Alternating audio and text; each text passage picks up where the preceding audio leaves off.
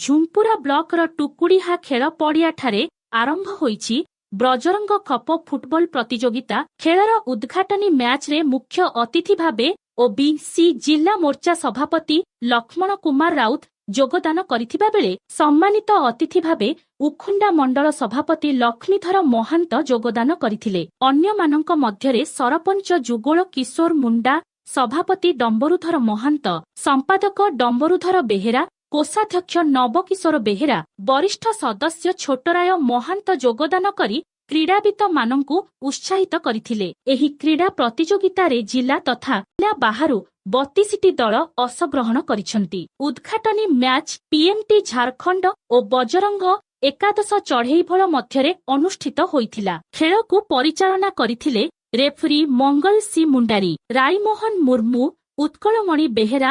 ମ୍ୟାଚ୍ର ଧାରା ବିବରଣୀ ପ୍ରଦାନ କରିଥିଲେ ଭୁବନେଶ୍ୱର ମହାନ୍ତ। ଫୁଟବଲ ପ୍ରତିଯୋଗିତା 3 ଦିନ ଧରି ଚାଲିବ ବୋଲି କମିଟି ତରଫରୁ ସୂଚନା ପ୍ରଦାନ କରାଯାଇଛି। ଖେଳ ପରିଚାଳନାରେ କମିଟିର ସମସ୍ତ ସଦସ୍ୟ ସହଯୋଗ କରୁଛନ୍ତି।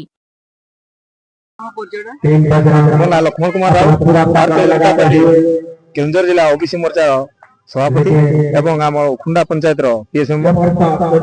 ଆଜି ଆମ ଟୁକୁଡ଼ିଆ ପଞ୍ଚାୟତର ଏଇ ଯୋଉ ତୃତୀୟ ବାର୍ଷିକୀ ବଜରଙ୍ଗୀ କପ୍ର ଉଦ୍ଘାଟନୀ ଉତ୍ସବରେ ମୁଁ ମୁଖ୍ୟ ଅତିଥି ରୂପେ ଆଜି ଏଠି ଅତିଥି ରୂପେ ଆସିଛି ଏବଂ ଉଦ୍ଘାଟନୀ ମ୍ୟାଚରେ ଆମର ଟିଏମ୍ଟି ଲକ୍ଷ୍ମୀପୋଷି ଝାରଖଣ୍ଡ ଏବଂ ଆମର ଟୁକୁଡ଼ିଆ ଟିମ୍ର ଆଜି ପ୍ରଥମ ଉଦ୍ଘାଟନୀ ମ୍ୟାଚର ପ୍ରଥମ ମ୍ୟାଚ୍ ଖେଳୁଛନ୍ତି। ଇଏ ଆମର ତୃତୀୟ ବାର୍ଷିକୀ 32 ଗୋଟି ଟିମ୍କୁ ନେଇକିରି ଖେଳ ହବ ଏବଂ ତାର ପ୍ରାଇଜ ରହିଛି 1,70,000, 40,000, 30,000। କେନ୍ଦୁଝର ଜିଲ୍ଲା ଭାରତୀୟ ଜନତା ପାର୍ଟିର ଉଖୁଣ୍ଡା ମଣ୍ଡଳ ସଭାପତି। କଣ କହିବେ ଆଜି ଯୋଉ ବଜରଙ୍ଗ ଦଳ କ୍ରିକେଟ ଟୁର୍ଣ୍ଣାମେଣ୍ଟ? ଆଜି ଯୋଉ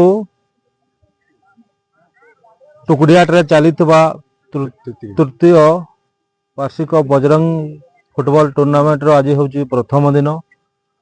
ଆଉ ଆଜି ପ୍ରଥମ ଦିନରେ ମୋତେ ଅତିଥି ରୂପେ ଡାକିଥିବାରୁ ଏଠିକାର ବଜରଙ୍ଗୀ କପ୍ ଟୁର୍ଣ୍ଣାମେଣ୍ଟର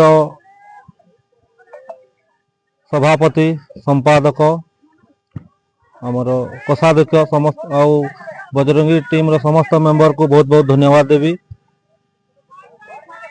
ଆଉ ଆଜି ହେଉଛି ପ୍ରଥମ ଦିନ। ଆଉ ଏଠି ବଛା ବଛା ଓଡ଼ିଶା ସମେତ ଝାରଖଣ୍ଡ, ୱେଷ୍ଟବେଙ୍ଗଲ ର ବହୁତ ନାମୀ ଦାମୀ ଭାଇମାନେ ଏଥିରେ ଭାଗ ନେଉଛନ୍ତି। ଆଉ ସମସ୍ତଙ୍କୁ ଅନୁରୋଧ କରିବି ଆଜି ଏଇ 3 ଦିନ ଧରି ଚାଲିଥିବା ଟୁର୍ଣ୍ଣାମେଣ୍ଟରେ ଆସନ୍ତୁ, ଦେଖନ୍ତୁ, ଏନ୍ଜୟ କରନ୍ତୁ।